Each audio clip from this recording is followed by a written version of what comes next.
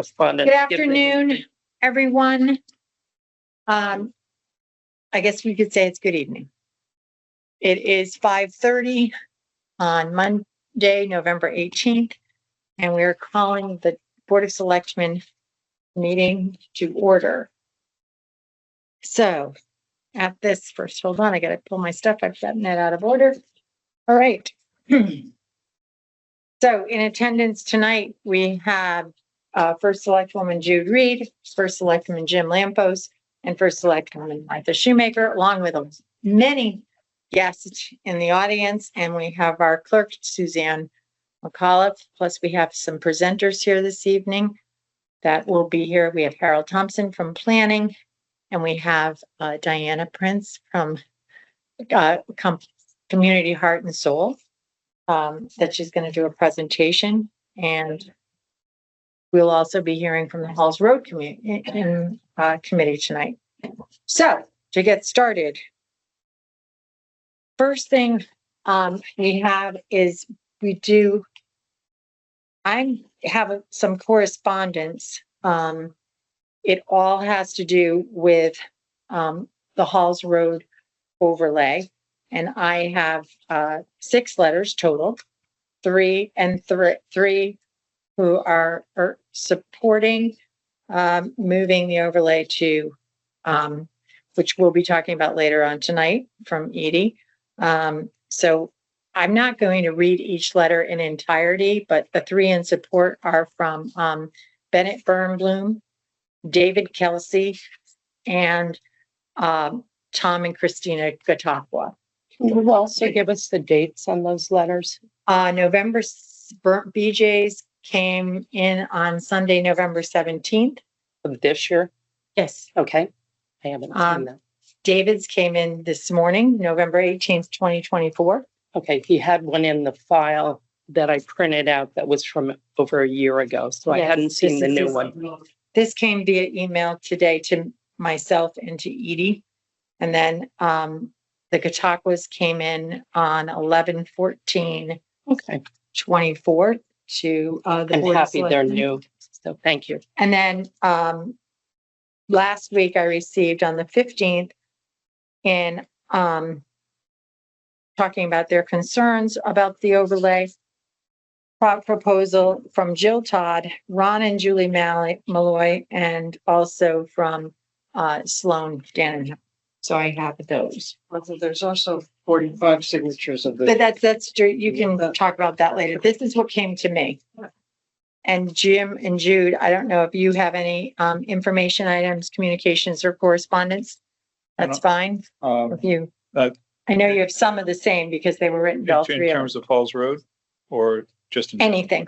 I have correspondence from Paul Lothar requesting access to Ben Franklin Road for historic research as per the Ben Franklin Road deed, transfer deed from the town to that association. And I had a CC from Olaf Bertram Nothnagel about 43 Hatchetts Hill, his concerns there. Okay. And we received an email regarding wanting to have our traffic monitoring from road and safety. Yep. Do you have that with you, Jude? I do know. I don't have it on me, but I was at that meeting and they did vote to forward a recommendation to put the traffic monitoring signs on Sill Lane, Mile Creek, and Town Woods. I think it was That sound Town right? Woods, right, for 2 weeks each. 2 weeks each. And to keep track of it and report the Yeah. results. And it's their desire after that, as per their discussion, to move it to 3 other locations after that 2-week Correct. period. But that's what they voted on at the end of their meeting. Yeah, I can hear yours. So what we will have to do is check with Matt Weber, but the last I knew that they were still being calibrated Already at 76. and set up. Anita, you need to turn your microphone off. Ms. Mancini, please turn off your volume. Waiting. I believe Microphone's Sophie off. Diamond sent us correspondence. Yes, she on did. Yes, she did. And Yeah. I'm sorry, I just forgot Yeah. to include it, but we Yeah, I can didn't print put it. that.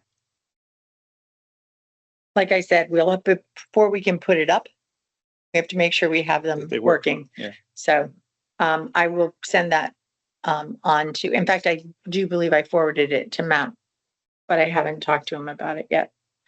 Okay, is there any other communication or correspondence on No. anyone's part? Thank you. Okay.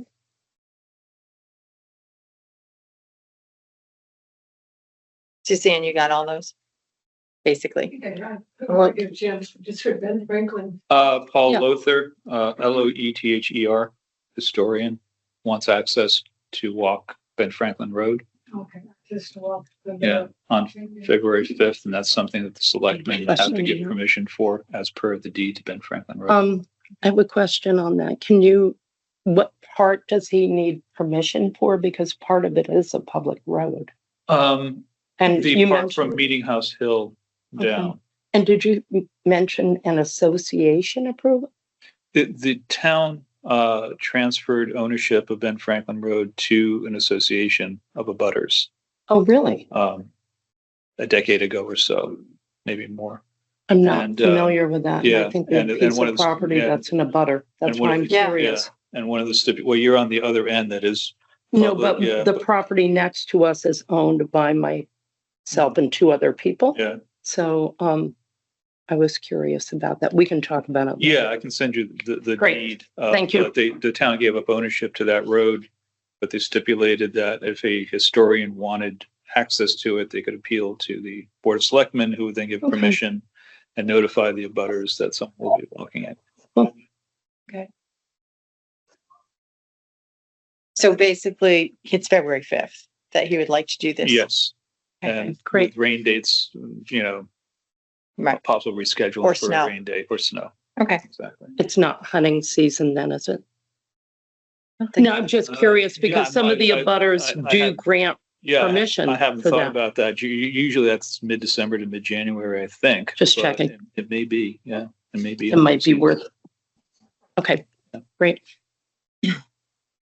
Okay, at this point in time, there's no other communications or correspondence to discuss. It is time for public comment. Is there anyone in the audience who would care to make public comment this evening? Come on up, Sloan. Yep, we'll flip the mic around. I'd like to read for the record, Sloan Dan and Howard, 35 Ben Franklin Road. I'd like to read what I corresponded with you just for the record. Okay, just so you know, this will be attached as well to our minutes. Yes, in Okay, the full. very quickly. Turn the mic. Or Turn this around so everyone can hear you. To the Board of Selectmen, to begin, this letter has nothing to do with my position as a zoning commission alternate. Rather, it is written as my being a tax-paying citizen of Old Lyme. I'm writing to you and the rest of the commission members concerning the upcoming examination/rewriting of the Old Lyme zoning regulations. During year 1, 24-25, thorough examination of the existing regulations is set to begin. Recent approval of year 2, 25 and 26, 2025, 2026 promises to include questionnaires to all residents polling their concerns/suggestions about zoning. Particularly likely, specifics relating to Halls Road, probably the most contentious area of future development. With that in mind, there's a move to approve the overlay zoning changes in the next few months for Halls Road based on the Halls Road Improvement Committee's meetings with the Economic Development Committee of October and November 24. How seemingly foolish the timing of this effort is, considering the measured move by the town to examine/change regulations over a reasonable 2-year period, particularly as it will include public opinion, which is pivotal. Why is the town bothering to spend $125,000 examining the zoning regulations only to potentially have this proposal slip under the wire in the short run? Once again, the original charge of the Halls Road Improvement Committee related to sidewalks, lighting, greenery, and signage. After 12 plus years with no results, the plan shifted to the overlay proposal, then to the bridge in Brens, and now added pier proposal. It is only prudent that the zoning commission put on their agenda discussion of a moratorium on any zoning changes through the year one examination period. Let the professionals and the citizens of Old Lyme decide the fate of Halls Road zoning in year number 2. Thank you for consideration. Respectfully. Okay. Thank you. Thank you. Is there anyone else who would like to speak to public comment? Okay. Is there anyone online who would like to speak under public comment? Scott? Katie, Scott, you can unmute yourself? Great. Yep. Go ahead. Yeah, just good evening. I just wanted to, I see it on the agenda down the bottom. Just my own eyes update on the sluice way with these king tides. We've obviously gotten quite a bit of water on the road from the tide. And luckily it's relieving itself to some degree. About 50% is clogged, but it is moving, so that's working. I do not see any piers, so I look forward to listening in the old business on what the timeline is to get this thing repaired. It seems to be in a standstill at the moment, and there's no piers around. And other than that, the only other comment is your parking lot redoed over there down in Soundview looks nice. Thank you. Okay, well, are you going to stay on? Because I do have a sluice way update at the end. Yep. Will you stay on? Okay, thank you. Is there anyone else that is online that would like to do public comment? Yes, Carolyn Miranda. Okay, Carolyn? Yeah, I would also like to say the handicap parking facility down at Soundview is looking good. And I also would like to say that I'm glad that our police officers have finally been recognized a little bit more financially for the dangerous work that they do in our town. Thank you. Thank you. Is there anyone else online?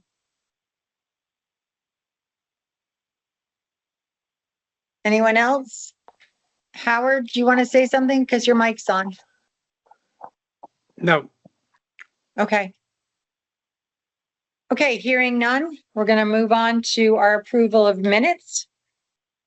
So we're going to defer our October 15th one because our 58 pages of transcription from that meeting, which was an hour long, and our transcription for Teams broke down.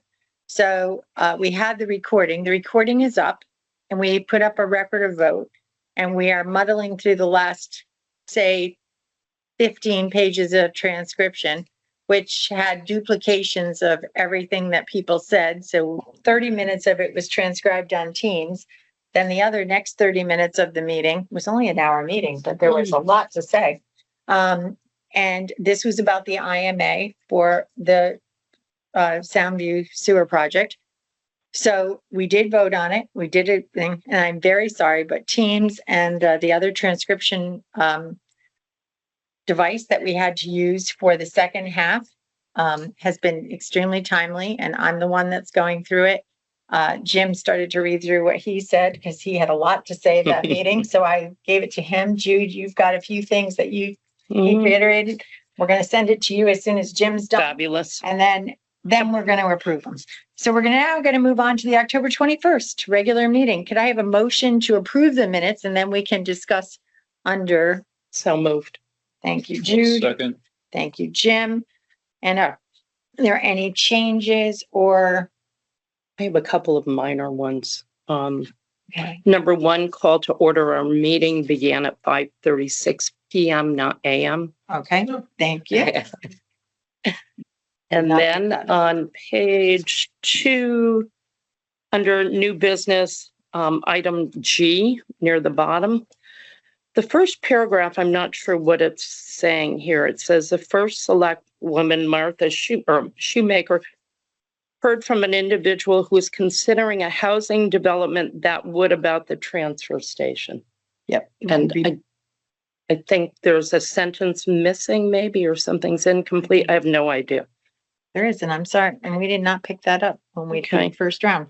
That's considering a housing development in East Lyme that would border the transfer station. Mhm. Thank you. Thank you for picking those up. With Okay. border. Anything else, Jude? Nope. Jim, did you have anything? Nothing further.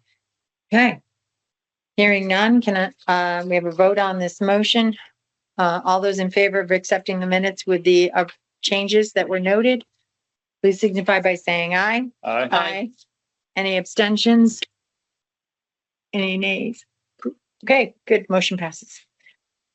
All right, that's that. Okay.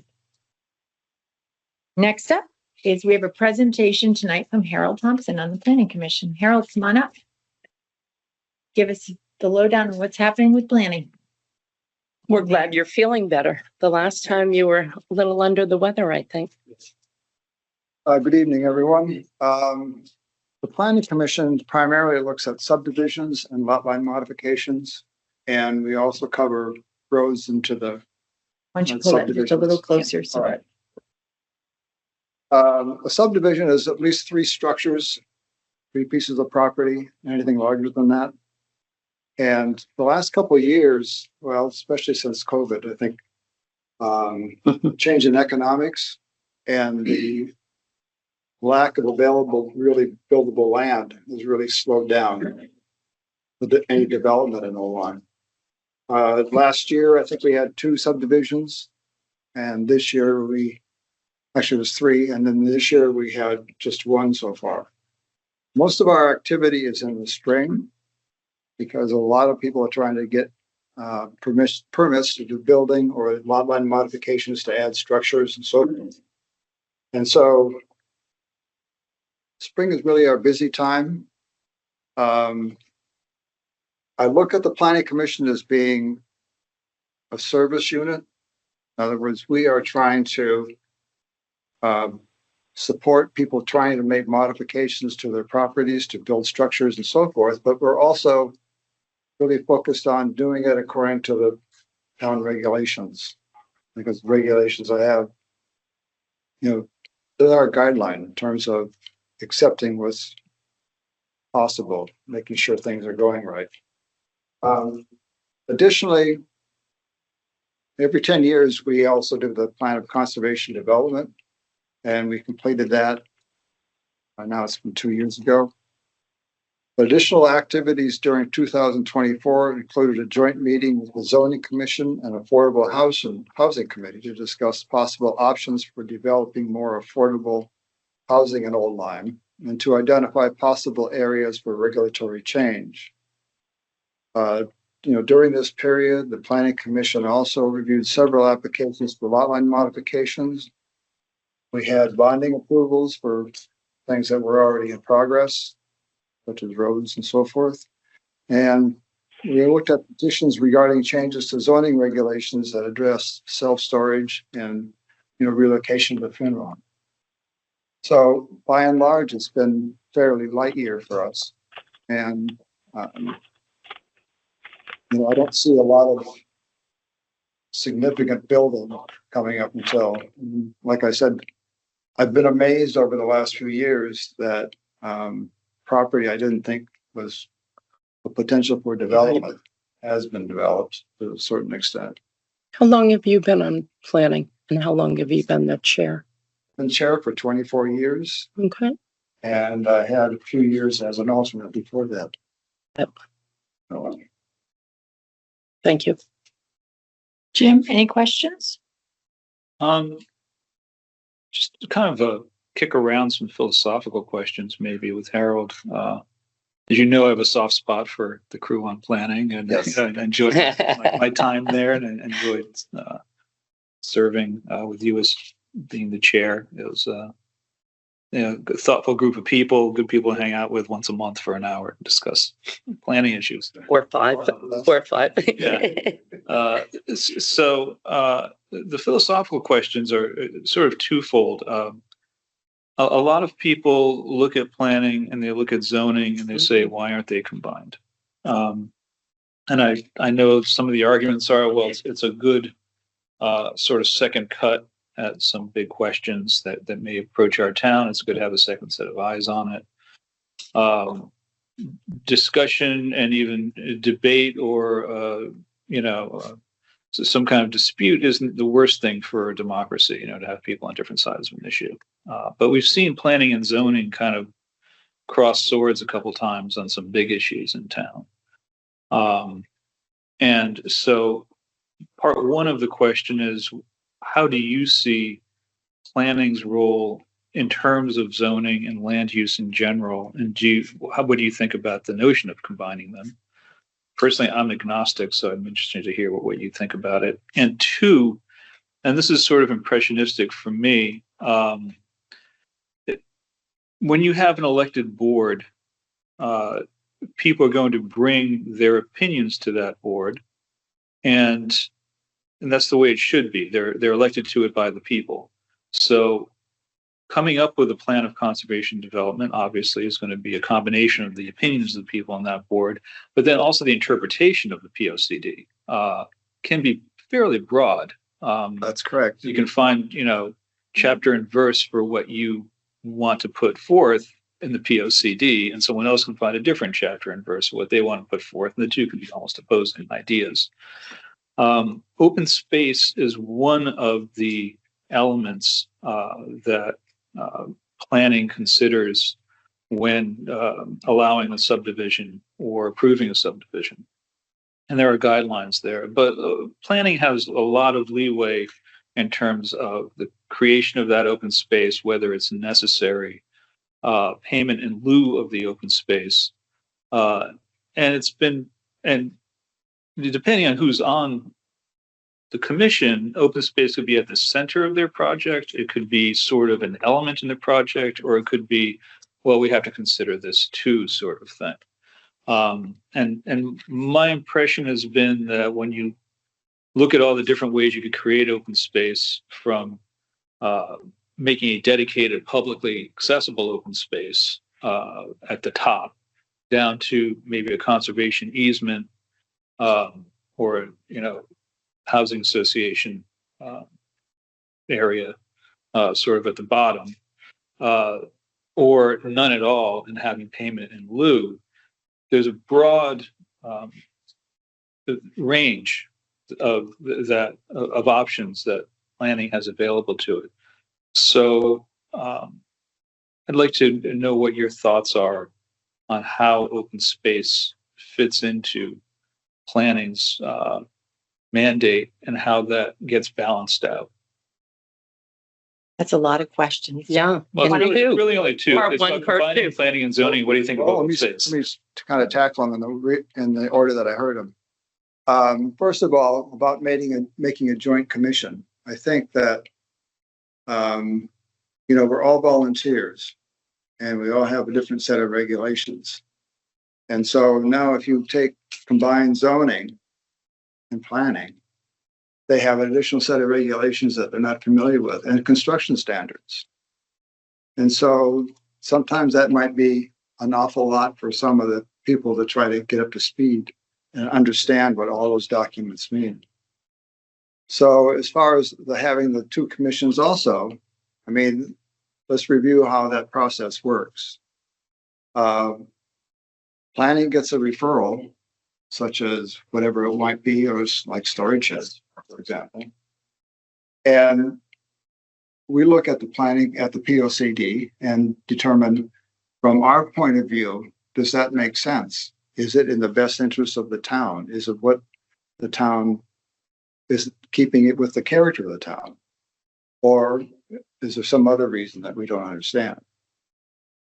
I'd like everyone just to remember that if we deny a referral or vote against it, and we've done this in the past because our expectation is that if we come up with questions and we would like those questions answered to get a better understanding, we might vote no. And in our response to zoning with a no vote, we list what the questions are and what our concerns are. The expectation by planning is that if and we've discussed this at length, that if we had questions and voted yes, they would ignore all our questions. If we had questions and voted no, we expected that we might get a response. Unfortunately, it's been very consistent. We can vote no and have questions and don't get a response. And that even goes for even more recent things like the self-storage. We sent questions to zoning more than 2 months ago and we haven't heard anything. Now, as far as the POCD, that is a broad brush. And it's a broad brush, I think, for a purpose. And we've kind of joked among ourselves that if something fits somebody's ID in the POCD, they will recognize it. If it doesn't, they will ignore it. And so it's not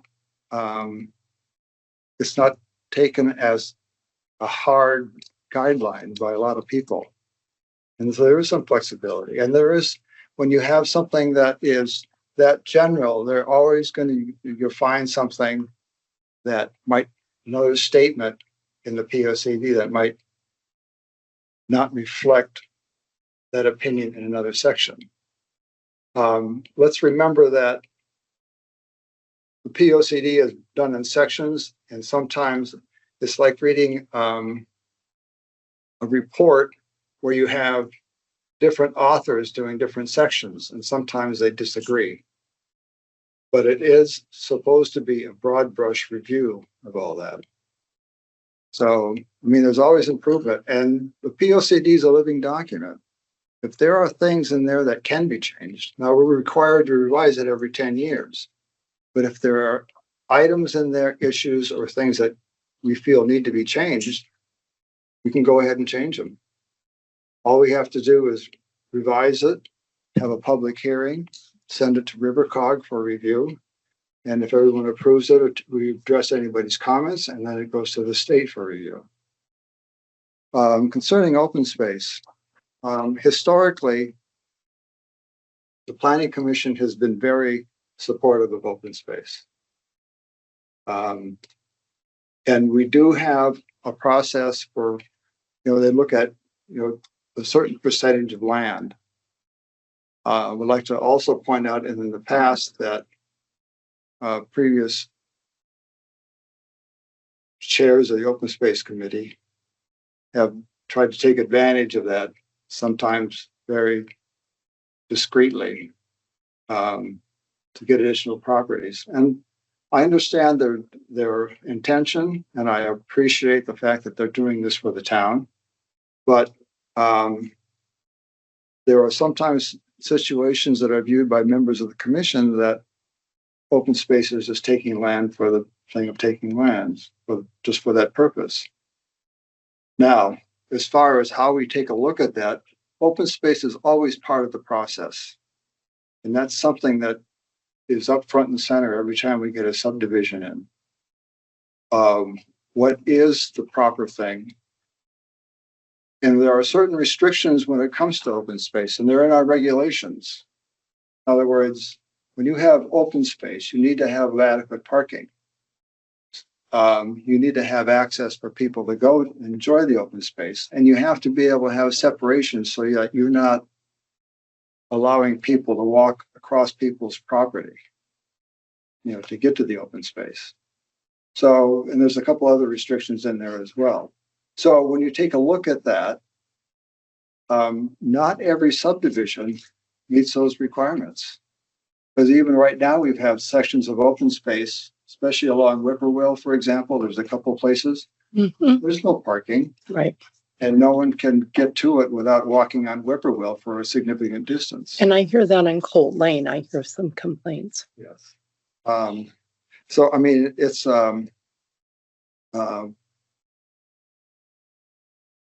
like I said, planning and really has historically been very supportive of open space, but at the same time, every subdivision does not fit the recommendations or the guidelines established for open space. Because if no one can get to it, no one can park there, it's not doing the town any good. So in other towns, and I could be mistaken, so I'll start there, but in other towns, when a subdivision goes in and they ask for open space, the open space is usually for the subdivision. And in the towns that I've known, that they put aside a space, whether it's their space in that subdivision, so that they know it remains open. It could be an island if it's a circular spot, that it's open space, but it will never be developed. So that is my understanding, and I haven't read yours lately, so I'll have to read them again, but I always felt that some subdivisions had to have some open space, and Jim, you may have a different opinion as well, Jude as well. But I always thought that part of open space was so that we were not overdeveloping within a certain area, that a developer buys something, but he's in a sense saving part of that space for us so that it stays natural, and that we'll be assured of that. And if he can't, because of reasons with the development, then in lieu of provides us with money so that we can buy some additional open space in town as well. And that was always my understanding, but I could be wrong.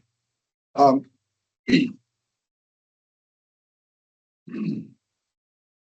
when they do a development, they are looking for space within the development that remains untouched. And one of the criteria that has been developed out of the open space group is the fact that they didn't want any wetlands. And so typically what we'd have to do is come up with open space arrangement. Wetlands can't be developed anyway, so I mean they're protected. Mm-hmm. And so that didn't count for them as open space. There was one situation several years ago, and I think it's up on Ferry Road, where we looked at some development up there and they had a pond. Mm-hmm. And we thought the pond would be a great open space. And initially the residents didn't like it, and now they're just as protective of it as anyone. Right. So the open space is supposed to have, like you say, like the open space we've talked about on Whippoorwill and stuff. I mean, those are areas, they're large blocks of land, and not all of that land is suitable for construction or building. Mm-hmm. But typically we've tried to give open space as much real good property as possible so that people can walk the properties, that they can have a time to spend outdoors in those areas. Like other towns, they have, like Saybrook has a preserve at Essex, all that. I mean, those are beautiful areas. And so even on 4 Mile River Road, you have some open space that's near the transfer station that gets a lot of activity. Mm-hmm. It does Yes, crossers all it the does. time. And it's, I'm not sure how many thousand acres we have right now, but I don't know the numbers. I used to know, but I guess I forgot. But we have a fair amount of open space, and not all of it is accessible, and not all of it has been developed for hiking. Well, more to Martha's point, I agree with you, Harold. There's a lot of the subdivisions, the ones that I've looked at, just there's no appropriate publicly accessible open space on them, and it's not meaningful to try and create open space for the public if that can't be accessed, if there's no parking, or if it's not really an attractive resource for the town. Some of the land just isn't appropriate. I'm wondering what your thoughts are on things like conservation easements, do not cut zones, particularly around water courses where it may not be a wetland, but say in Massachusetts, there are regulations that around a pond, for example, there's a do not cut zone of 200 feet. We don't have that in Connecticut. Is that something that planning is interested in pursuing in lieu of open space? And I would throw in additionally, we're finding more and more in archaeological research of Native American sites that there are areas that are of significance, they're a couple thousand years old, and we know where they are. They're knolls overlooking water courses, particularly where watersheds divide. Water flows in one direction, water flows in another, and then you'll have a knoll. And typically on top of that, you'll find something, and the Old Lyme is rich with that. Doesn't mean it needs to be open space. It doesn't mean it needs to be publicly accessible. It may mean that it should be as part of a subdivision, if it exists within a subdivision, to be preserved and not disturbed. Is this something that, do you think that planning has a role in something like that, or is that something that's beyond the purview of the commission? First of all, I think planning is very interested in that. There were some changes between the regulations in the, I would say in the late 90s, where there was a difference of opinion between zoning and planning. That was before it came to the commission. And some of that responsibility was taken away from planning. I think no-cut zones are very important, and it seems like we're seeing more and more of that. But it's interesting because it's sometimes very difficult to enforce those no-cut zones because people are not aware that they exist, or a residential owner buys a house knowing it's a no-cut zone, and then after 2 or 3 years decides that they're going to cut down stuff anyway. Yeah, it happens a lot.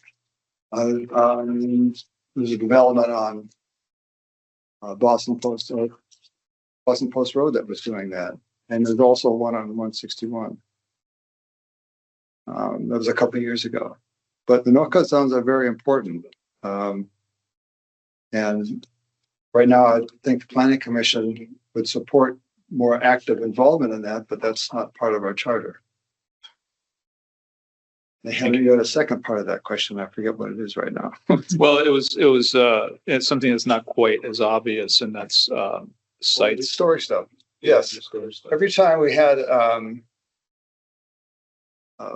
request for a subdivision, and we would walk the site, and oftentimes we would get a historian to come out and take a look at it to determine if any rock structure or any formations had any historic significance.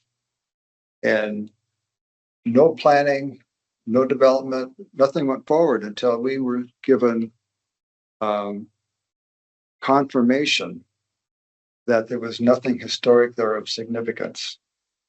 So that's always been part of our agenda. You know, when somebody comes in with something, the property is reviewed for historic significance and then evaluated. Thank you. Jude, any questions? Any further questions? One question, if someone does come in and clear cut or violate what the agreement is, what's the step after that? Is there any recourse? Well, do we enforce that? Yes, we do. Good. Happy to hear it.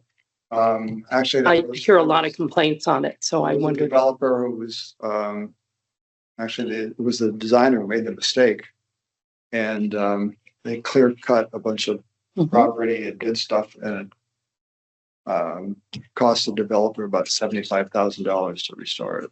Okay. So, Thank you. Yeah, that's a big deal. I'm aware of reading articles about it, but I'm not aware of people being fined or what the outcome was once they were It was told to address it. Someone. Okay. Thank you. So I just have a question about the POCD. As you know, you and I have talked about this before, but how do we monitor what's going to get done?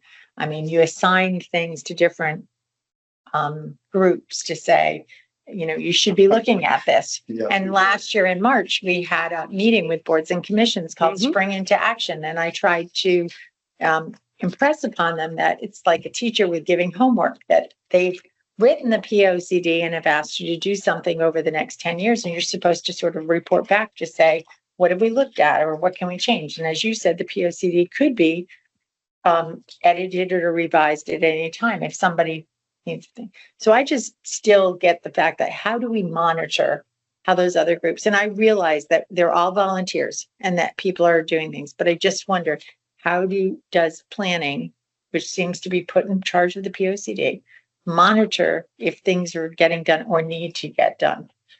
And who enforces that to the other groups? Well, I think the key is enforcement.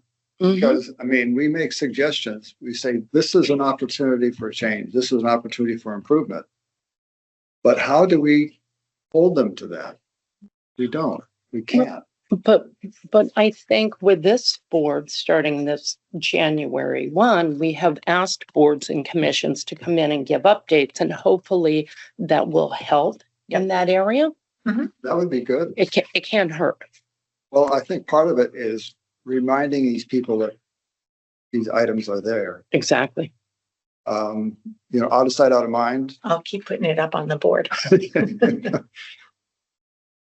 It is, and they get busy with their other things, but I think it's important to show people not only within our town, but also across the state that we are making major movements and that maybe it's one step at a time. It doesn't have to be a giant step, but that we do make minor changes to move forward to get some of those things taken care of. So I feel that's important. Going back to your question about combining planning and zoning. More recently, I think zoning has had a lot of things to deal with. And it's my understanding that applicants have been delayed or denied and have been pushed back. And so, you know, what we do at planning is not a large amount right now. It is taking some burden away from zoning if it were to be combined. And the other thing is, you know, planning's not costing anybody any money. Like we're all volunteers. And the thing is about the volunteers, we've got people that have been lifelong residents for 4 generations. One, I think, is 5 generations. People who really have a feel for the town. So I think that's an important thing as an attribute for a commission, is to have people that are really looking out for the town, and I think we have that. Is there anything you need of us, the Board of Selectmen? I can't think of anything right now. Thank you. Okay. Terrific. We thank you for your time tonight. Oh, you're welcome. It was a pleasure. Yeah. Thank you, Herm.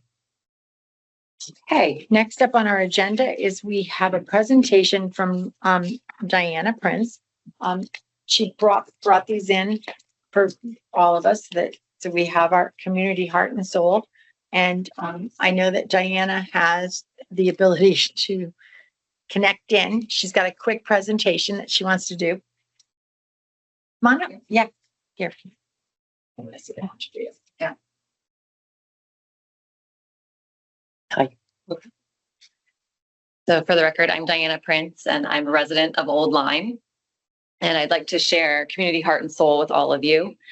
Community Heart and Soul is a nonprofit that works in small and medium-sized communities across the country, helping to lead a deep community engagement process that drives capacity building, consensus building, and collective action. So that's why we're here today, to introduce Community Heart and Soul to Old Lyme, highlight some of its benefits, and briefly discuss the process and share our next steps with you. When you think about residents of Old Lyme, do we know what really matters most to all of them?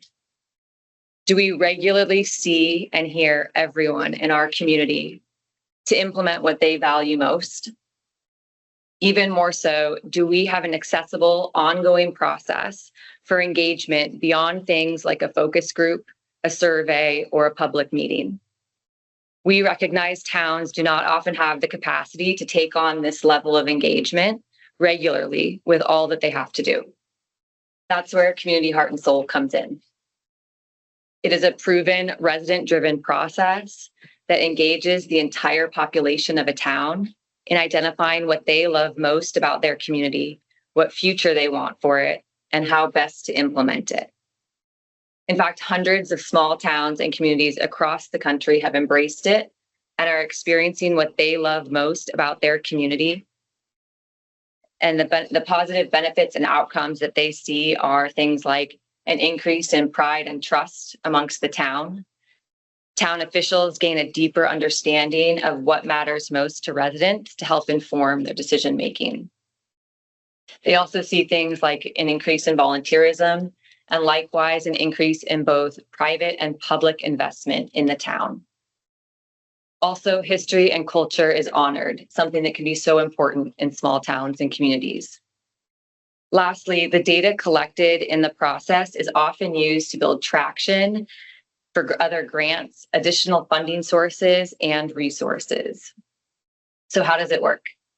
Community Heart and Soul is rooted in 3 guiding principles: elicit what matters most, involve everyone, and play the long game.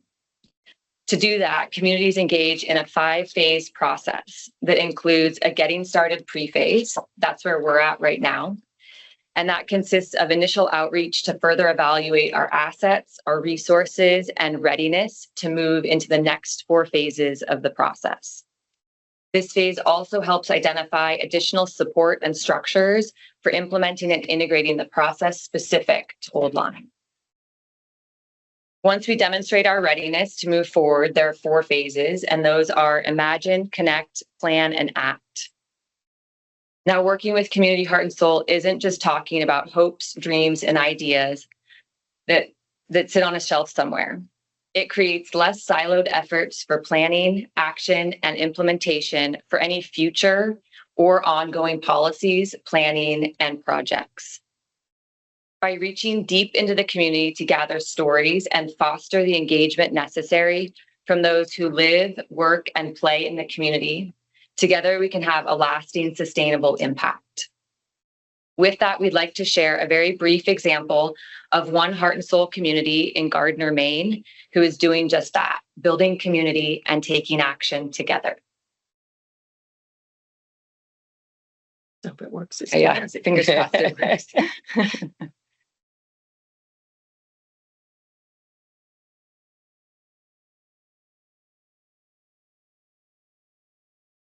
Go.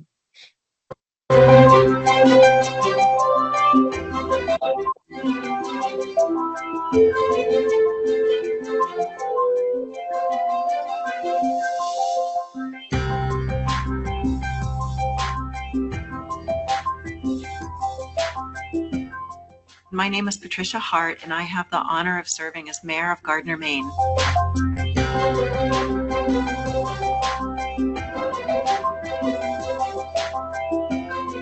In the Heart and Soul process in Gardner, I was the chair of the Comprehensive Plan Committee, and early on I was the chair of the Planning Board, and then I ran for council. I think the benefit of Heart and Soul to the comprehensive plan process has been the rich input that we were able to get from community members. We went from neighborhood to neighborhood, area to area, and got input from folks who live and work in those areas and folks who really care about those areas. And then we're able to put it all together to have the whole picture of our vision for Gardner. And we use that input to not only craft the comprehensive plan, but then to craft the ordinances that needed to be changed. So throughout the city, we have new ordinances that encourage different kinds of development in various areas, and it all reflects the vision of the community. Our Heart and Soul statements are on a big plaque on the city council chambers, and they are very frequently referred to, especially when the city council is handling contentious issues. It does 2 things. One, it reminds us what our community is looking for, but it also helps us show how we're more alike than we are different, that we do agree on these Heart and Soul statements, and that they are our shared vision for the city of Gardner. We have so many different projects going on here where community members have just run with an opportunity. We have a group restoring fish to the Cavasee Stream, and they are getting actually international attention for the work that they're doing. Johnson Hall is being renovated, our performing arts theater, with summer concerts every Friday night down in our beautiful waterfront park. We had the Rotarians building new picnic tables. And this is all because people are working together and people see the value of pitching in and doing their part and being proud of the community. It's a gift that keeps on giving.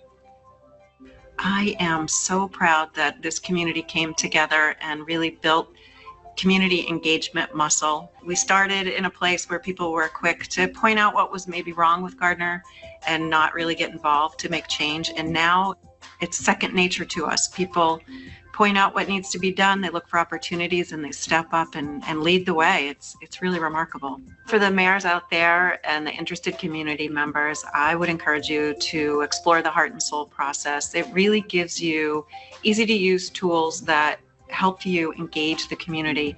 And once that community is engaged, there's no stopping them. You'll see more economic development, you'll see more people moving into your community, and you'll just be a stronger community for it. So trust the process and stick with it. Play the long game. You won't regret it.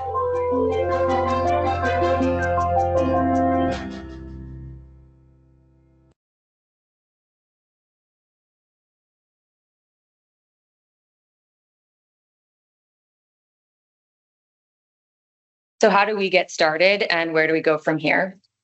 The next steps would be engaging in the getting started pre-phase. That's with further mobilization of community and local leaders, as I mentioned earlier, in the getting started phase. Then with community and local leadership support, we continue working closely with Community Heart and Soul to apply for their $10,000 matching seed grant fund program. And then for that grant, communities should be prepared to provide a $10,000 local match for the 2-year grant period. And we are also required to produce a letter of support or resolution from our local government to include in our application. We wanted to be proactive in asking for your support to continue with Community Heart and Soul, given the requirements for readiness and our town budget cycles. Okay, thank you. I think this is great because it's a way of bringing people who are interested in different projects in town together to work as a whole unit instead of everyone working independently on their own pet projects. So thank you. Yep. I do. I appreciate all the homework you've done on this. And Diana is a resident and she's come to some meetings from various groups and has been watching things. And she came, I know she visited with you. For a She few came to hours, visit yes. with me in my office and she shared some of the Community Heart and Soul. So I think what you're asking for is basically it would be for us to develop another committee that would probably be called Community Heart and Soul. I'm assuming, and then of course finding people who would like to sit on that to start it up so that you get to your pre-phase. And you need a commitment of $10,000 from us so that we can apply for the matching grants so that we'd have money to fund it. So I think I'd just say, I think the getting started phase will evaluate that structure in terms of a committee, but that would be, I mean, one way we've done things here in Old Lyme, but that getting started phase really, you dive deep into finding the appropriate structure so that you aren't creating those silos and you can work together. So do you feel that you need the startup funds before we start that phase? Not necessarily, that there's no cost to start that getting started phase. The coach is paid for by Community Heart and Soul. So you work with one of their coaches. I'd be happy to participate in that. So would I. Great. And if you had a 5 minutes free time, you would. I'll be brief. I guess a lot of my questions, I could probably go to the website and, Yeah, there's a I lot of root around examples stuff. on the website too. I encourage you to. And it's a great I'm website. not going Yes. to hold you up with that. I was just, if you could just briefly describe how you initiate public contact. What sorts of questions do you ask when you go to the public?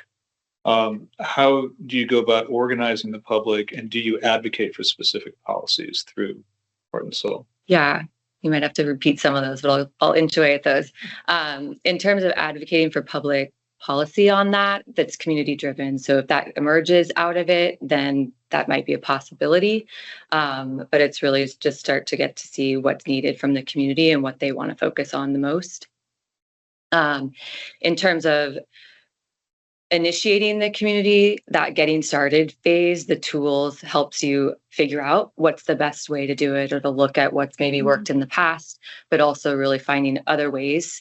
As we know, in most communities, it's been hard to activate and engage people. So you have to get creative, But I would just would call out or note right now that rooted in the process for Community Heart and Soul is the basis of going to meet them where they're at is a really important community development piece and engagement process, and having the capacity with their support, the core team also working with that.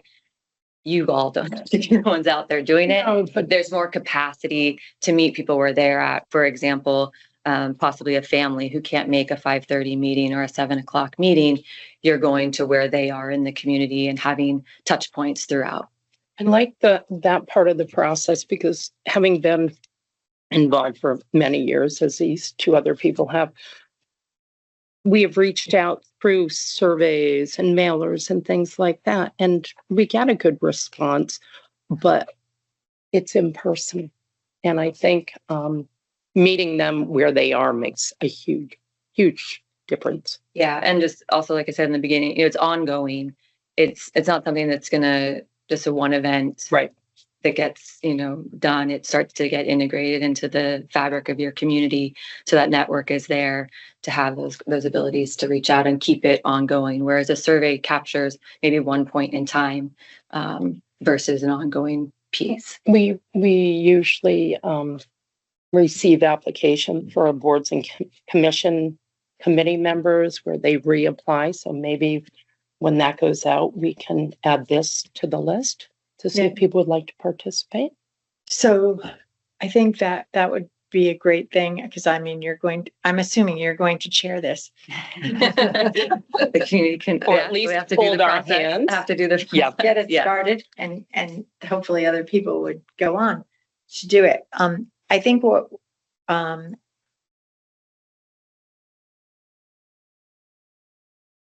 I think I'd like to hear from both of you. How do you want to go about starting this? We talk about sometimes jump starting right away. So sometimes do we want to wait till the first meeting in December to vote on this and then go forward? Because I've seen this before and I have met with you, I don't feel like this is my first pass. It may be for Jim. Yeah, I'm very happy to jump in, but this is your initiation. Yeah, I want to keep an open mind and, Right. To be quite honest, when I think about a nonprofit that I don't know about, and all nonprofits have a structure, a Mhm. staff, a reason for being created, to have this nonprofit come in and sort of mediate between the public and their government, which is so very direct in Old Lyme now. I mean, we know that often our meetings are empty until someone's really mad about something in this hall. Or someone's So really people do- interested. So yes, people do get engaged very quickly, and they feel that there's a complete transparency, or there's no membrane between the public and the government. It's very direct. They know who their officials are. We have a lot of volunteers who serve on a lot of boards, so we're kind of permeated in the community. But I am attracted to the idea that getting people involved that are non-involved, who don't really feel that the government's successful for whatever reason. So I just need to find out. I need to go through the brochures. I need to look at the website. I probably need to ask you a lot more questions. So I'd like to pump the brakes a little That's bit great. on this before we commit to setting up committees and involving a nonprofit that I really hadn't heard of until now. Fine by me. Okay. Yep. Okay. I'm thinking maybe the first of the year would be a good goal. Jim, do you think if we took this up by the second meeting in December, you'd be comfortable by that? Maybe. I will make, I will make an effort to get up to speed and ask some questions that are, And I can give you Diana's contact information. Okay, yeah. As soon as I get my act together, I'll give you a call. But let's hope that we can do that, but for the second week. Okay. Okay. Yeah, that would be Thank great. you. That would be great. Thank you. Thank you. I appreciate you bringing a new idea before us. Okay. Let me turn this around. Okay, so our next thing is we're moving into new business, and we have two different requests from Eric Olson. One is about well monitoring at Public Works. So I'm going to read this for the public that they are aware of what's happening, but I just learned about this in the last week. that this had happened. But I guess in late August, Eric and Tom Meyer received a letter from the state that said, hey, you had some wells removed from Public Works area and we never did any testing and follow-up. And so Eric has spent the last few months researching to make sure. So he's written this quick summary. After the removal of the underground fuel tanks at Public Works in 2016, the testing of the groundwater around the tank grave site was never done. He was contacted originally by phone in July of 24 by Kayla Williams at Deep, and a meeting was set up with myself and Deep in August 12th. And at that meeting, Deep explained the issues and how we can remediate the town's standing in the significant environmental hazard program. So steps would include drilling monitoring wells, quarterly samples of groundwater from monitoring wells, and reporting results to the state. So Eric went out and obtained 2 quotes for the proposed work based on the requirements from the state. One was a company called Verdantes LLC, and another one was called Crop Environmental Contractors Incorporated. The first company came back, included 4 monitoring wells at the cost of $28,140. And the second proposal includes 3 monitoring wells at a cost of $21,136. And he's asked the second company to add in a 4th well so that we can compare the 2 quotes equally. And we'll confirm with the state that the scope of work will satisfy the requirements. The possible outcomes of this would be that groundwater samples come back below concentrations defined by the Connecticut Remediation Standard Regulations, and the town will have satisfied the SEH program. Groundwater samples come back above concentrations will require additional testing and possible additional remediation activities, including additional funding. And he also provided an email from Deep for us to read as well, which I will be more than happy to include in the minutes of this meeting. I have one question. We usually ask for 3 votes.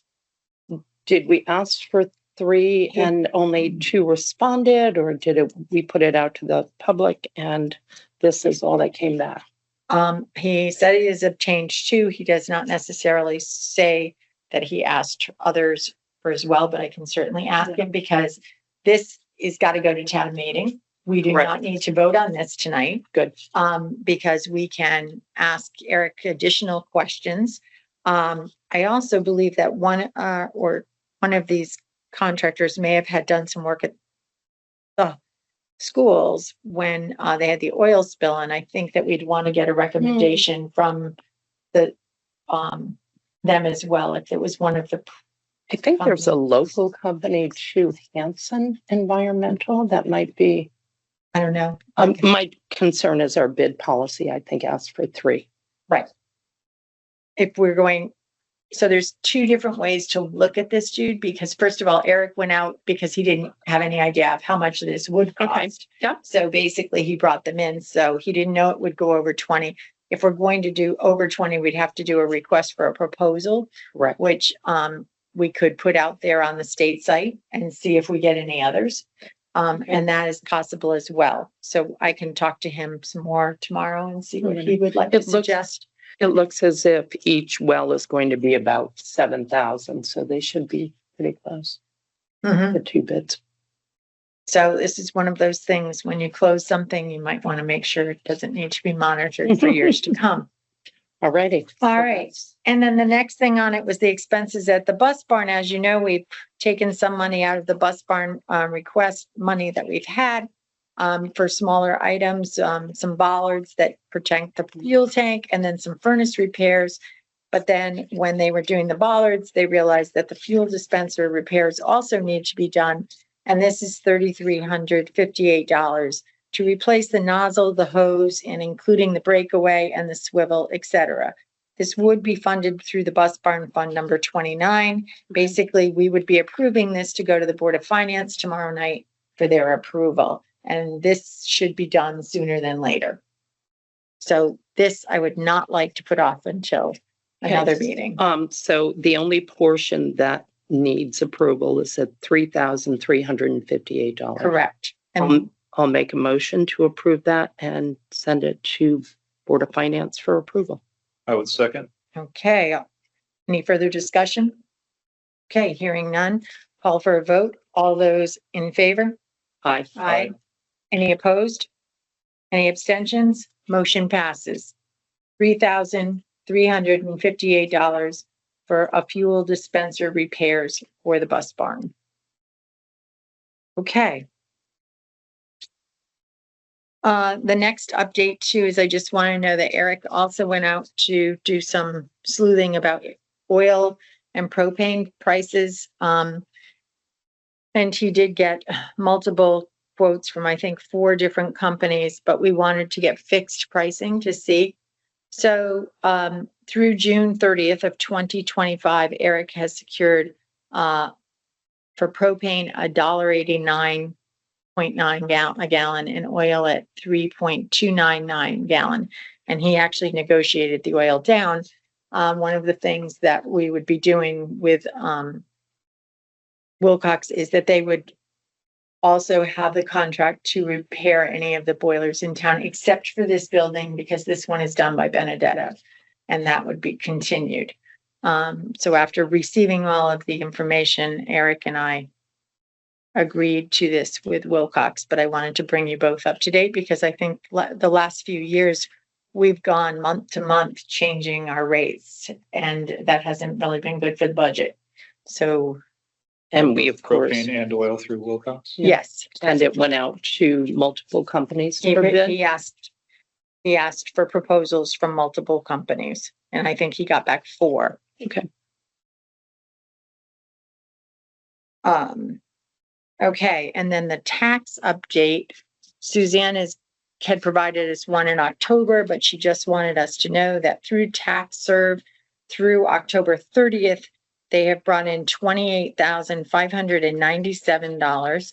And those are the bills that go back as far as 2008, where liens were put on cars and nobody had gone back to look at them. There were 86 bills sent in for a total of $28,597. So that was good news. And she's also been going back and looking at the real estate liens from 2015 to 2019. And with that and the help of our town attorneys, they have brought in $110,000 in liens. And they're taking the liens from as far back as they can go. And they're treating everybody equitably and working back. So she's been making a lot of progress on those. Thank you. Last things. And now I'd like to call up Edie Twining from the Halls Road Improvement Committee, who has a presentation for us from Halls Road.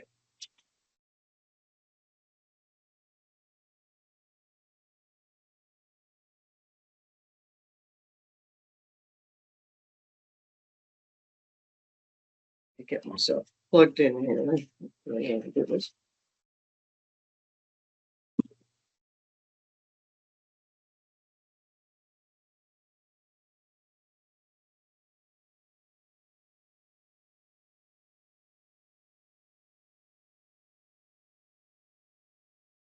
Should be right.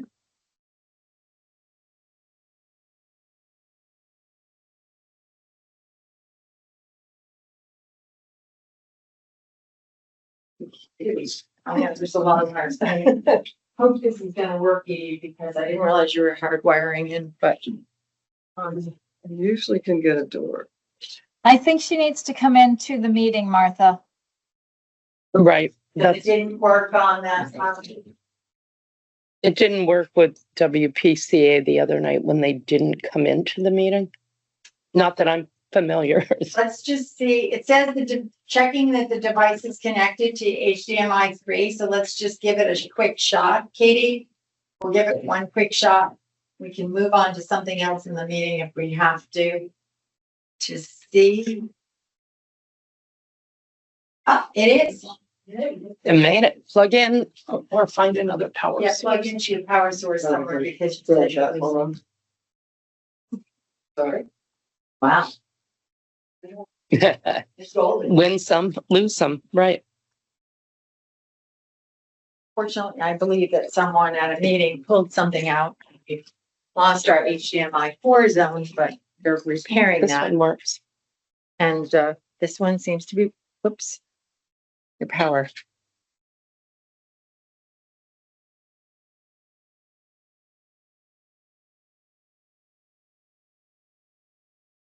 Edie, right, if you're going power, right behind you in the, under the window. Yep.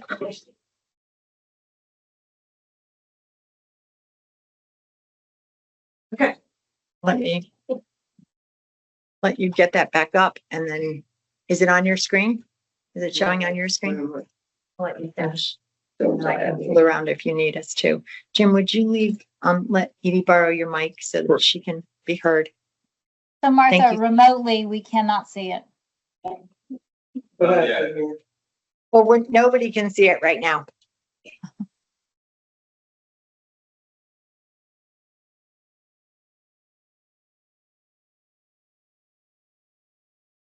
Suspenseful.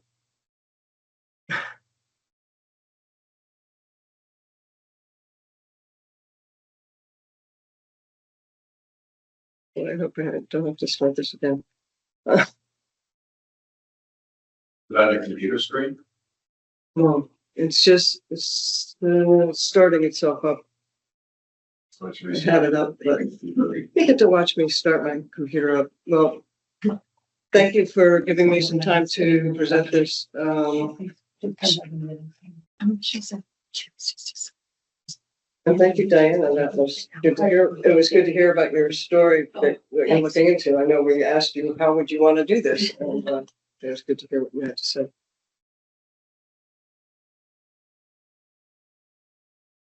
Come on.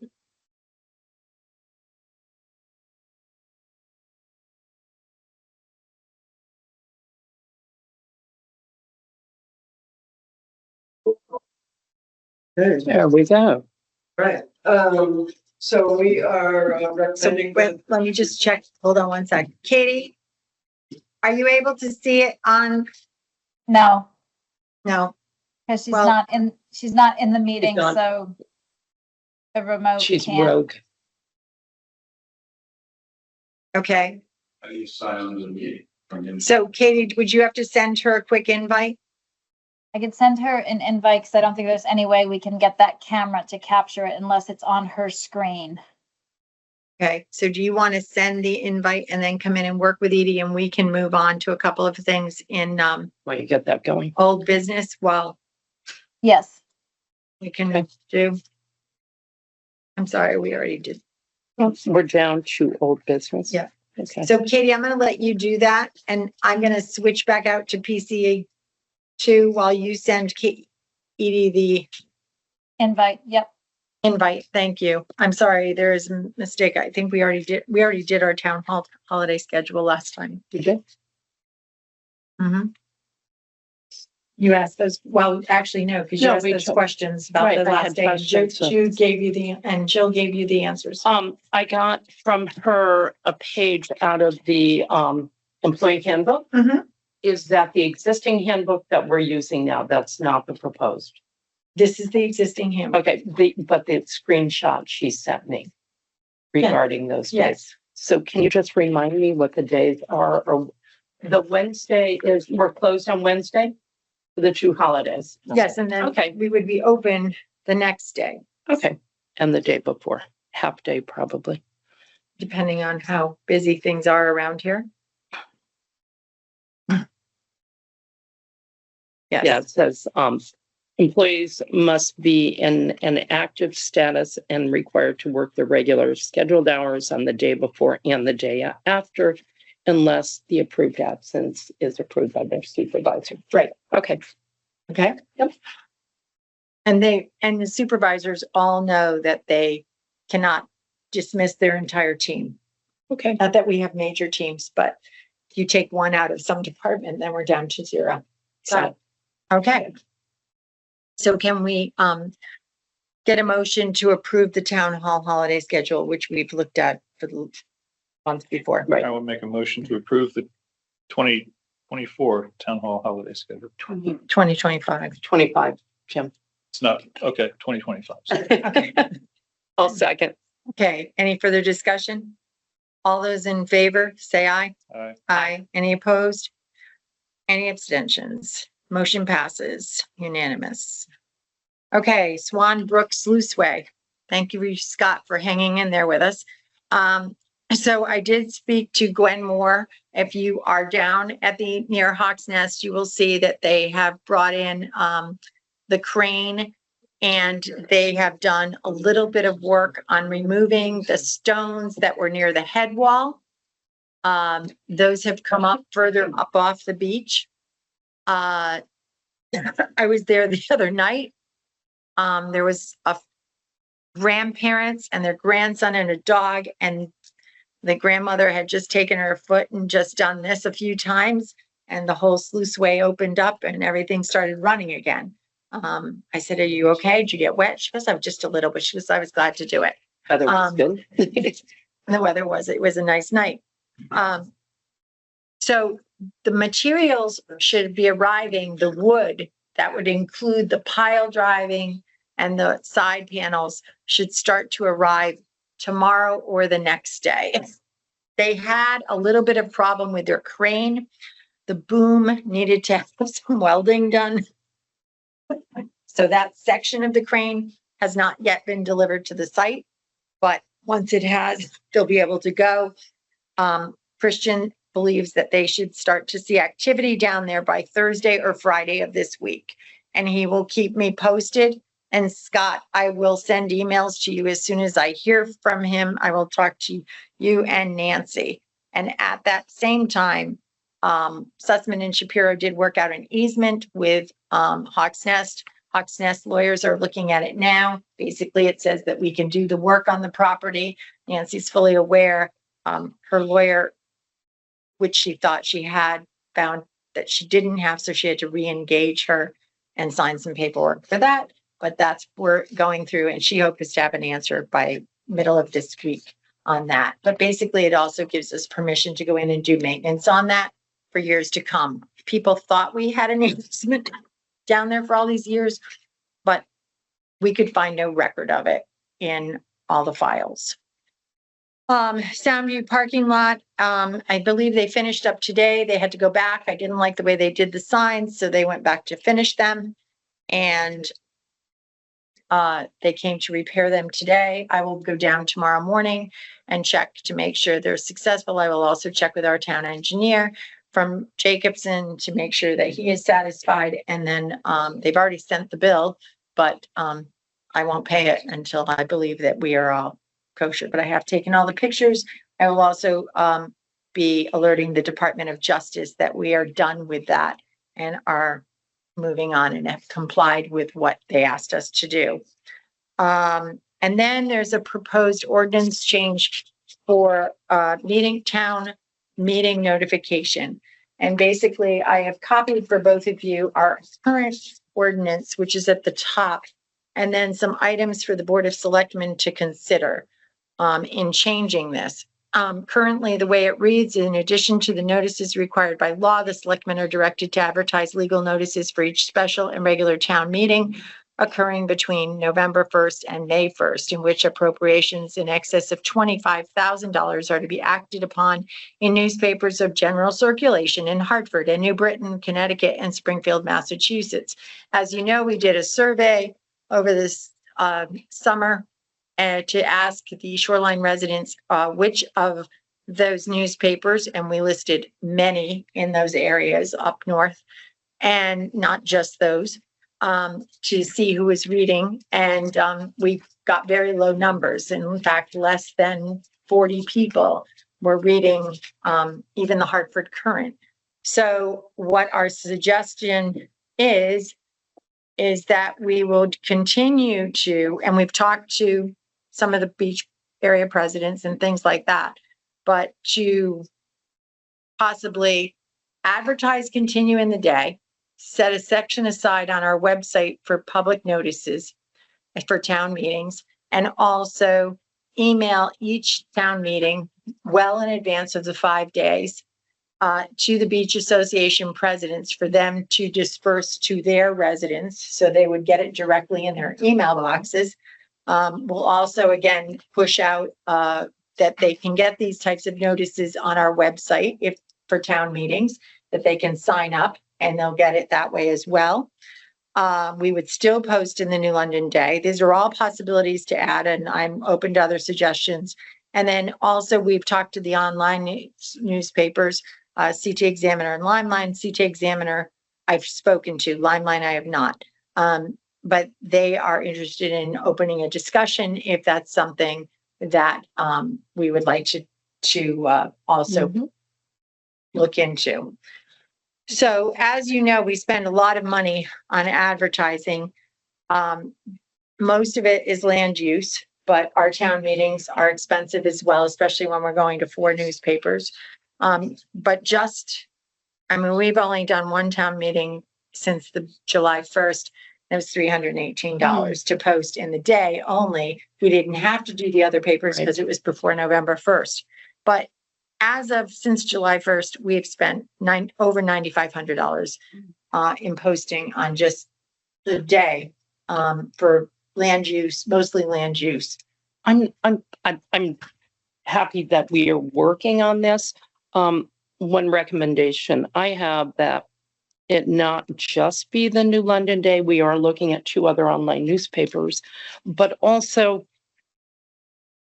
I think there are not a lot of town people that go to the Selectmen office website or the town website to get information, but I think maybe it'll be important for us to get it out there through other social media venues that might be free, whether it's Old Lyme Community Forum or even a message on Regional District 18 website. I think we need to consider alternative ways to get the word out there. Even sandwich boards out on the street are helpful. But we do that. I know we do. Facebook. We do Facebook. Oh, you do? Okay. But I don't see it on here. No, but every single meeting is posted on the Town of Old Lyme Facebook page. Every notice goes up. I get that. on those. But I'm saying not everyone does it. I think maybe alternative social media sites where maybe groups, whether it's a Rogers Lake or Old Lyme Shores, different ones, and it's free. Couldn't hurt. I think one of the things is we can make it shareable. We can't necessarily make sure people read it, but we can certainly make You it can never make shareable. sure they read it, but the more ways you get it out there, the better. Okay, Rogers Okay. Lake. Anything else, Jean, besides Rogers Lake, you can think of? Old Lyme Community Forum. That is run by the CTX. It is. I did So- not know that.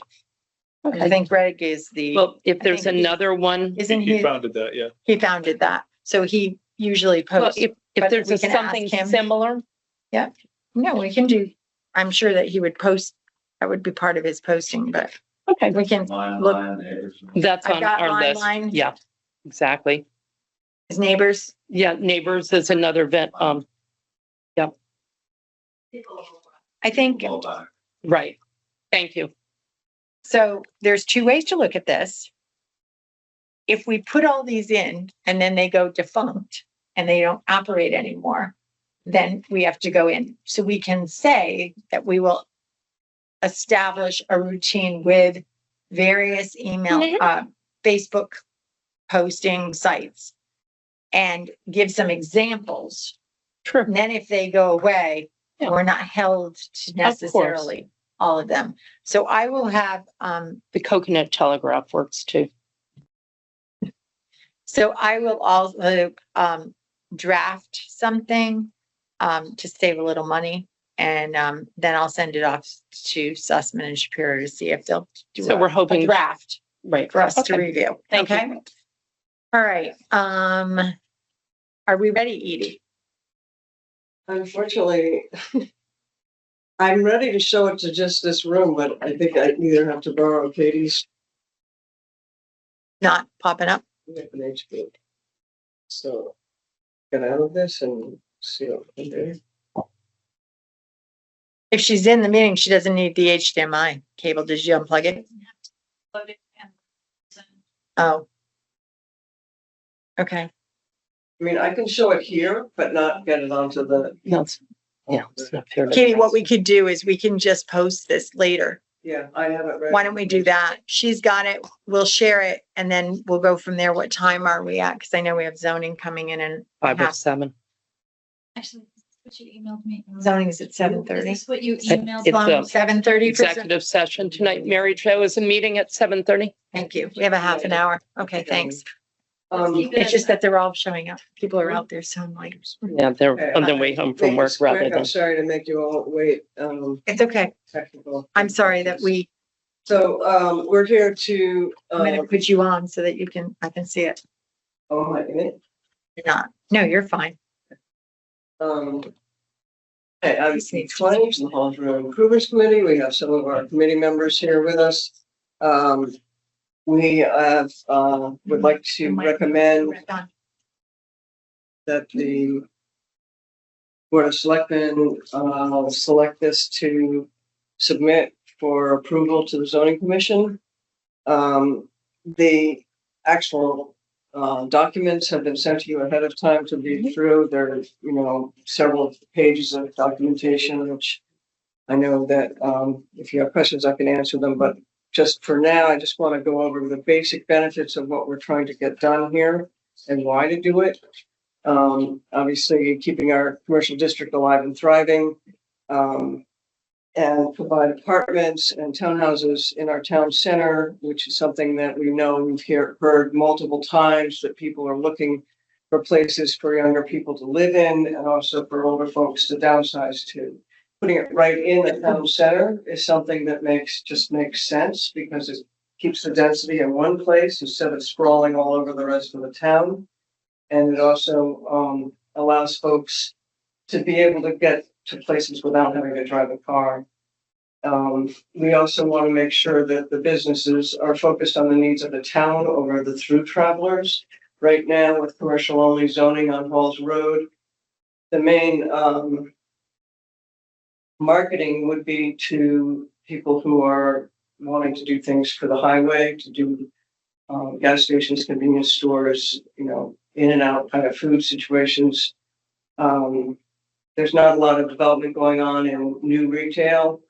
So the question was, how do you do what the town wants, which is to keep our retail here and keep it thriving. We also have design guidelines inside of the HROD, the overlay district, that would help to direct the type of buildings that we might see developed on Halls Road. And that's something that zoning doesn't have currently and have been considering for a long time, that it's a difficult thing to be able to point towards what we want the developers to come up with. It helps the developers know what we want, and it also helps us get what we want. And then, of course, it helps create a safe, walkable, bikeable, mixed-use town center. So today, Halls Road is kind of just taken on its own personality based on whoever wanted to develop whatever they had within a commercial district only. So we have, we have two major strip centers, and we have a few other smaller retailers and office buildings, medical buildings. But there's no real cohesion. This is a design that came from the 1960s when, for the first time ever, after 300 years, all over the country, this idea came up, let's put retail by itself, which is kind of a phenomenon which we all grew up with thinking that was normal, but it wasn't normal. What's normal is to mix everything together so you can live and work and shop in your own neighborhood. What we're recommending through the overlay is to allow not only retail, but also residential. This would mix things together, known as mixed use. This is an example of a few things that could happen. The bigger parcels are what we're showing as what could be developed. But this is all up to what the developers do, and it's also completely optional. There is no requirement to do anything. So with this overlay, whether anything ever changes or not is up to whether the developer decides to use this ordinance, which has been worked out pretty carefully with an urban planner, lawyer who's helped us write the information he knows the ups and downs, the things to be careful about, the things to make sure about. So that's, this optional idea. Okay. Go away.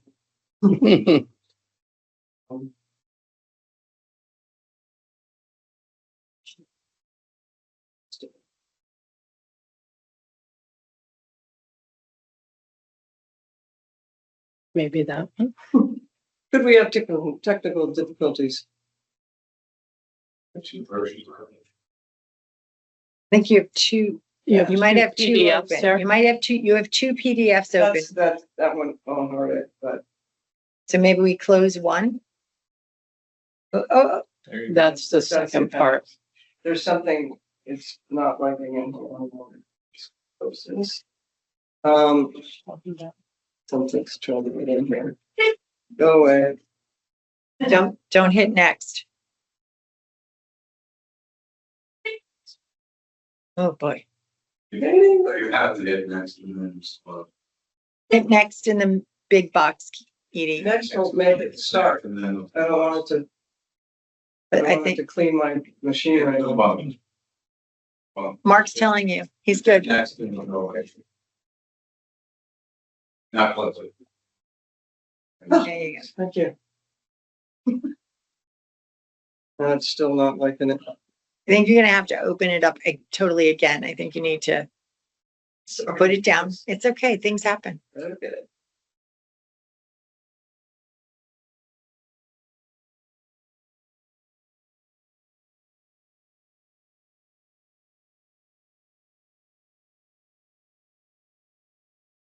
There it is.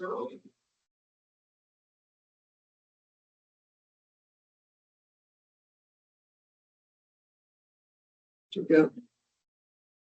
Happened to you.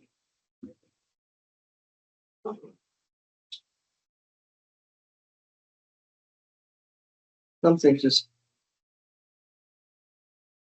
2024 just disappeared on me. Oh, How about if I just talk it through, because I hate to waste everybody's time with this.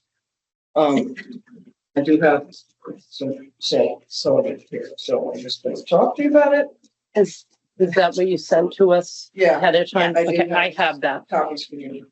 I've read it. I'll share with you. We're good. You, okay. I'll take that. I have everything else that was sent. There we go. Okay, so, You passed that one. There we go. Thank you. okay.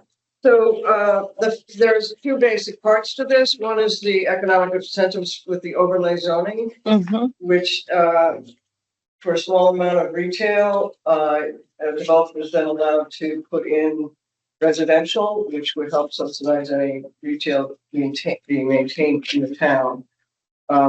The other part of it is the sidewalk project. And that's to have crosswalks, bike paths, lighting, landscaping, open space, bridge, and trails.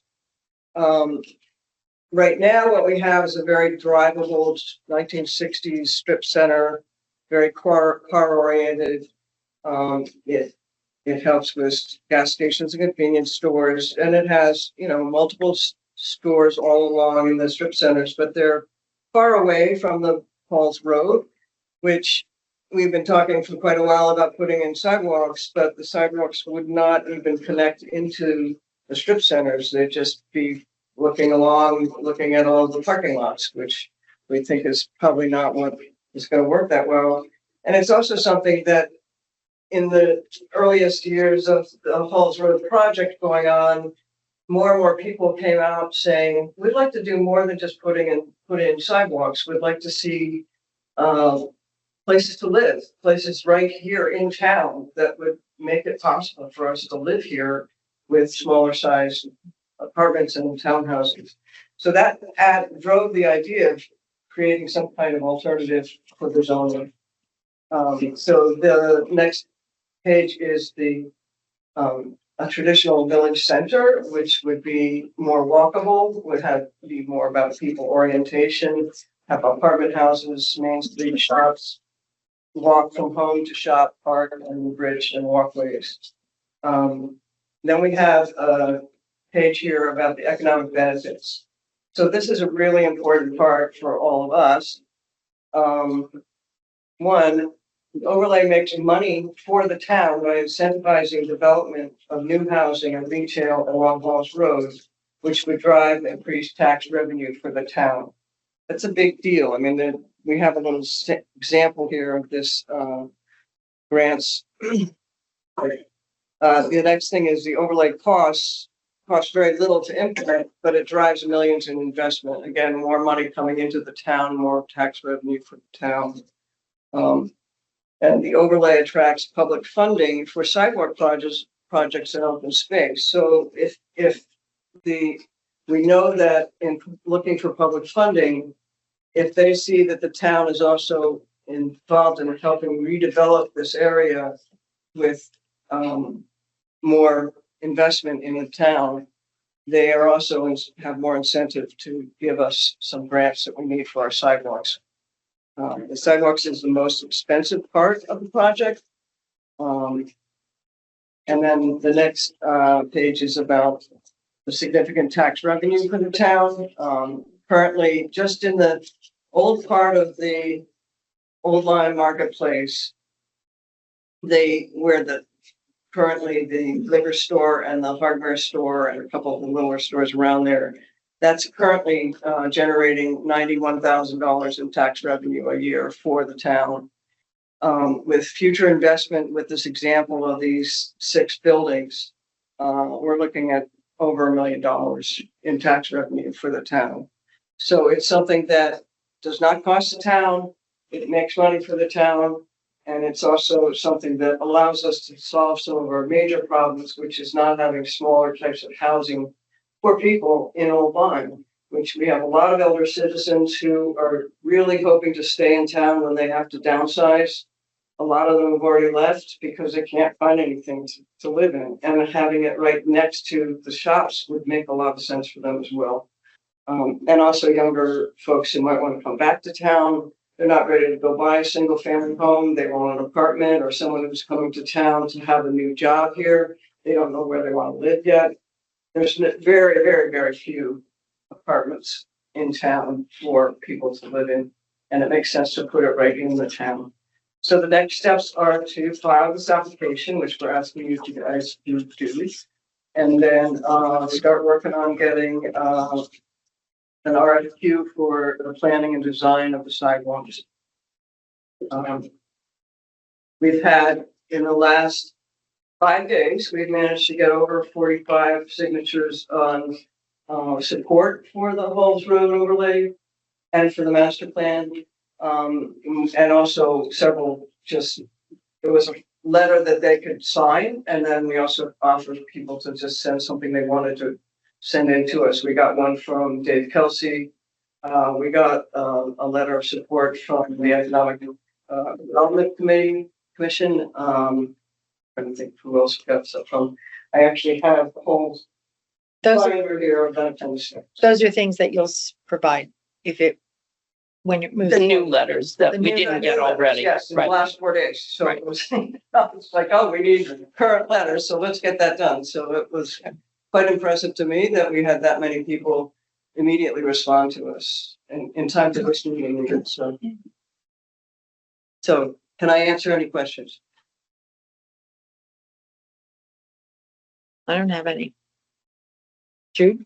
I don't have questions on it. I have a comment in that, to me, I think it's great, admirable, all the work that's been done and the response with the letters. I'm not convinced that if people were aware of where we are in this process, there may have been 50 people that we would have received letters from saying, I don't support it. I'm not convinced, even though the surveys have been done, that a majority of the people who live or own property in this town are supportive of this yet. I know there's been surveys, but I would like to see how the community as a whole reacts. So what is, if, as you are representing the community, what is your fear about creating an overlay district? I don't think it's just my, I don't have a As fear. representative of others. What I'm hearing and representing others, they do not want it in this form. They don't want the expansion of the commercial area. Some of the business owners have said to me, they feel threatened by it, even though you say it doesn't matter, they don't have to comply. I think some people are fearful that you bring that much retail in here. This isn't working from the ground up. We are bringing it in and trying to make it Actually, happen. that's not. But that, you asked me what their fears So were. if you could That was their pass it on. fear. The intent is not to add more retail, it's simply to relocate it so that we can have residential and Right, retail. But the qualifying property, one of the stipulations, I think, or qualifying project Yeah. is first floor would be retailer / That's right. commercial, correct? Right, but the Okay. back, And I'm not, letting you know what I'm hearing on the street. but it's good to be really clear about what that Mhm. means. So, for instance, when you own retail, you never want to shut down your business for very long, right? So if you own retail, say along the, where the AMP used to be, Mhm. okay? Yep.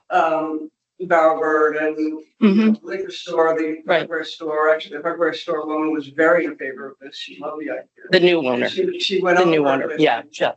about how would that work. And I explained to her that while she's still open and running her Mhm. business, new property can, Of course. the buildings up along the Halls Road can then be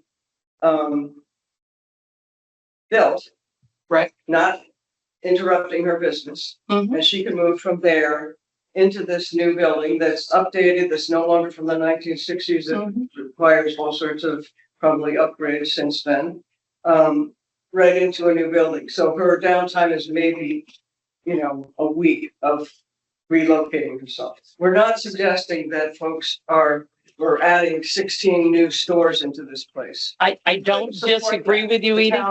I'm conveying what I hear. The other thing is, I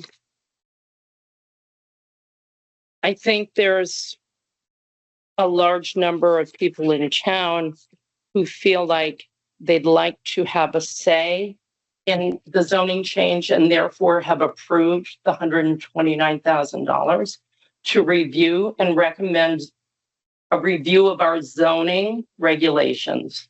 And they would like for that team to weigh back in and report. And part of the process, as I understand it, is that the community will be surveyed for recommendations to hear what the town wants to see happen with zoning as well.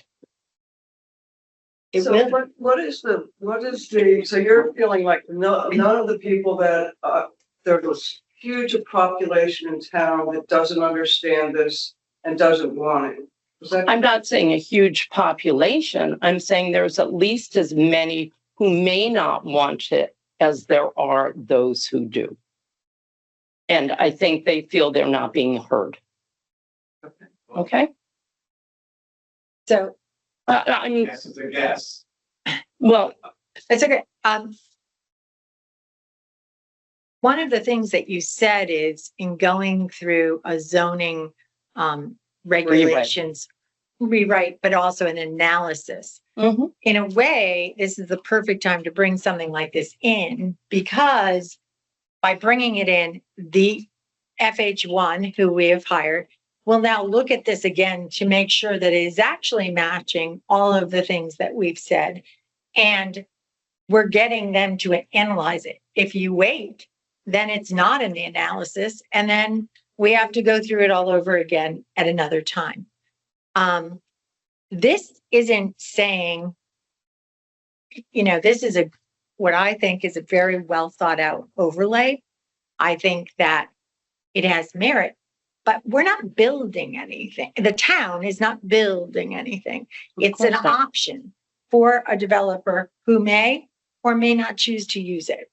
It's also has to go through, any developer who walks into this town has to go through planning, has to go through zoning. And we have plenty of opportunities for public hearings at the both of those meetings so that people will have their options to be heard. We've also, every single time, I mean, Edie has monthly meetings.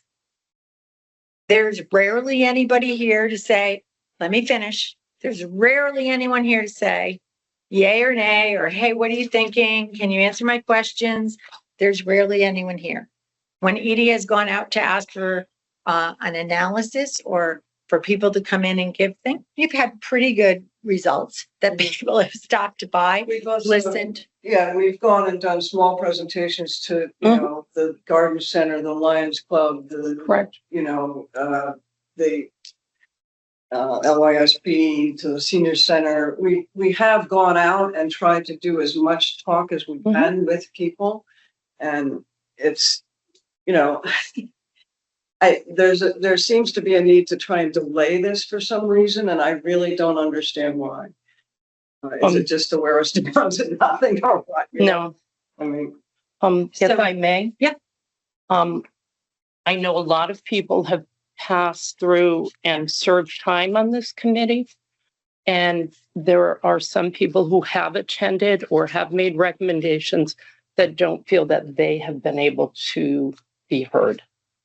So you're asking for my feedback, what I'm hearing on the street. It doesn't mean I agree or disagree, We'll be done. but a lot of, Do you need to go to the mezzanine or do you realistic? You go at 7:30, right? Yeah. Yeah, we'll be done.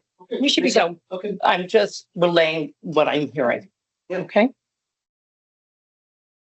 So what you are looking for is a motion to send this proposal to the zoning commission, yes. and that we would have to sign off on it, that we are giving you approval for it to go to the zoning commission, Mhm. where those people will make a decision if this is something worthy of being considered for this town. And those people, when you went a year ago, they gave you some recommendations and thoughts that they thought should be tweaked. And I think you have spent that time looking at it and Yes. making those changes. So I am totally in favor of this being sent forward for those people who serve on planning and zoning to look at this with their eyes and decide where we go from here. I have a process question. Yeah. In the past, it had to go to planning before it went to zoning. Does it have to go to planning Yes, the- again the before it goes process to is, zoning? You guys approve it tonight. The town submits it to zoning in the December meeting. Planning doesn't meet in December, but they actually meet before zoning in January. Okay, that So was my we'll go to question. planning, So it will go And through we that will go and process. present to planning, and then we will go to the next step to zoning. And as Martha said, this is completely optional and it won't happen overnight. It will take, every time someone wants to build something here, Mhm. it has to get a special permit, whether it's Understood. yes or the overlay. Yeah, I So, read this. you know, that's your extra safeguard for people wanting to speak up and say what they do or don't want to see. And I will say that this also puts us into much better consideration for grants for sidewalks and lighting. Anything that you look at for complete streets and a design, they say, what is your plan? What's your overall plan? It's not walking in and saying, oh, this is your plan from 1960. What's your plan going forward? We're going to put this much money and give this town so much money to put in sidewalks. What's it going to look like when the sidewalks go in?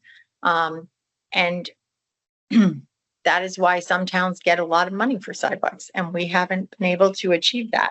So it doesn't mean that all these houses will look there, but maybe the sidewalks will come in, which would be very nice, because I certainly know enough people who try to walk this square and then get out onto certain parts and there's no sidewalk. It disappears.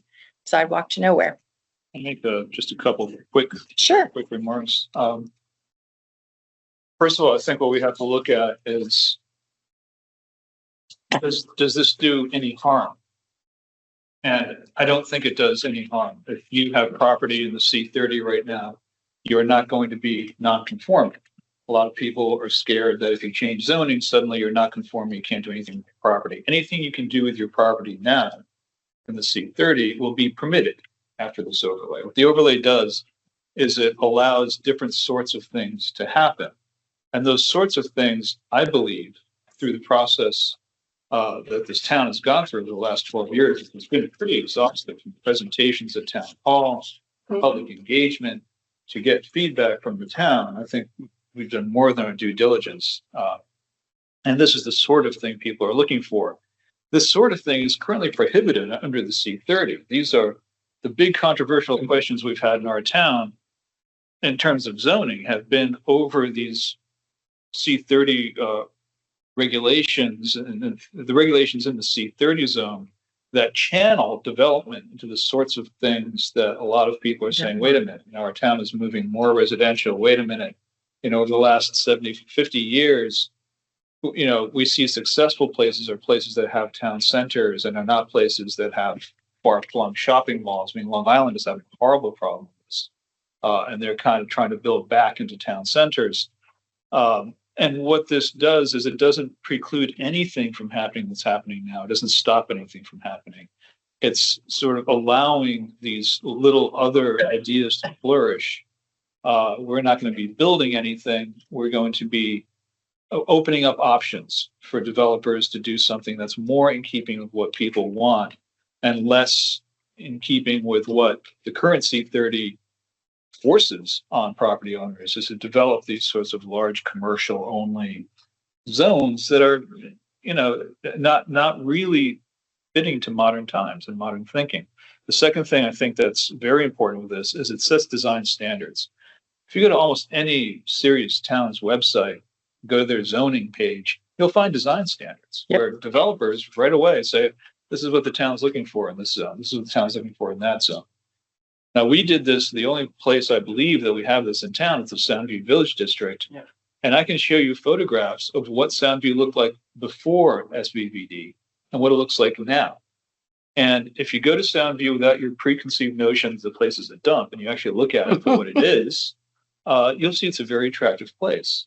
And a lot of that had to do with the design standards that were set out in the SVVD. And if you look at photos from 15 years ago and photos now, you'll see huge improvements that are all design based. So the fact that this has a design component, that if you decide to take advantage of it, no one's going to go down and tell a property owner what to do with their property. Nope. If a developer decides, I want to take advantage of this, here are some design standards, they're going to fit more, they'll integrate that area more into the town. So I just see this as being a double win. And I would personally support sending this on to zoning for their comment debate. And planning as well. And planning. Any more? Not public we're not in public comment at the moment. So would you like to make a motion? I'd like to make a motion to approve this and send it to zoning for their consideration. I'll second. Any further discussion? Hearing none, I'll call for a vote. All those in favor of moving the Halls Road overlay to zoning for their consideration, please signify by saying aye. Aye. All those opposed? Nay. Any abstentions? Motion passes 2-1. And at this point in time, because it is 7:24, we do not have time for general discussion for selectmen, but I would like both of you to let me know what your availability is in December and January for starting to review budget process. So if you can Will you send give me, us dates or well, I'll send you all my free dates and then see if yours match up with mine.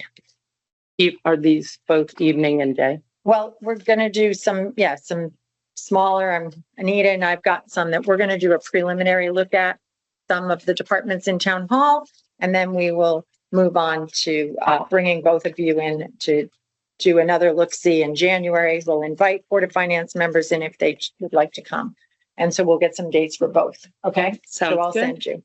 I need a motion to adjourn. I shall make that motion. Second, Okay, it is 7:24, adjourning.